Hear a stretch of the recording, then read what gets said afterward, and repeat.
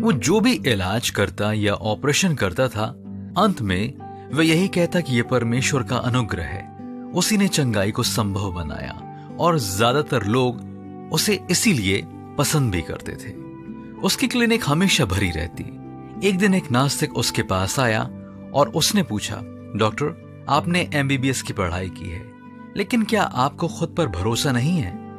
Doctor ने जवाब दिया, मुझे खुद पर भरोसा है, लेकिन अंततः परमेश्वर के अनुग्रह के बिना मैं कुछ नहीं कर सकता। उस नास्तिक ने कहा, आप कहते हो परमेश्वर का अनुग्रह, पर क्या आपने उसे देखा है, सुना है, सूंघा है या महसूस किया है? इसके जवाब में डॉक्टर ने कहा, नहीं। नास्तिक ने कहा, यह क्या अजीब बात है डॉक्टर, आपने उसे ना देखा है, ना सुना है, ना सूंघा है और ना ही महसूस किया, लेकिन आप कहते हो कि वो है और उसका अनुग्रह भी है।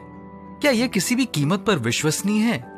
इससे पहले कि डॉक्टर जवाब दे पाता, अटेंडर ने आकर बताया कि मरीज बढ़ गए हैं। डॉक्टर ने अपनी बातचीत को वहीं रोका और उस नास्तिक से कहा कि हम कभी फिर मिलेंगे इस विषय पर बातें करने के लिए।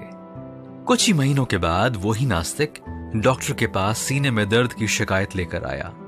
डॉक्टर ने उससे पूछा, क्या आपने इस दर्द को अपनी आंखों से देखा है? नास्तिक ने कहा, नहीं। डॉक्टर ने कहा, क्या आपने उसे अपनी नाक से सूंघा है? नास्तिक ने कहा, नहीं। डॉक्टर ने कहा, अगर आपने इसे नहीं देखा, सूंघा नहीं है, तो कैसे कह सकते हैं आप कि यह दिल की कोई बीमारी है? अब वो नास्तिक सोच में पड़ गया कि डॉक्टर को क्या जवाब दे। परमेश्वर ने अतीत को देखा है, वो सब कुछ जानता है।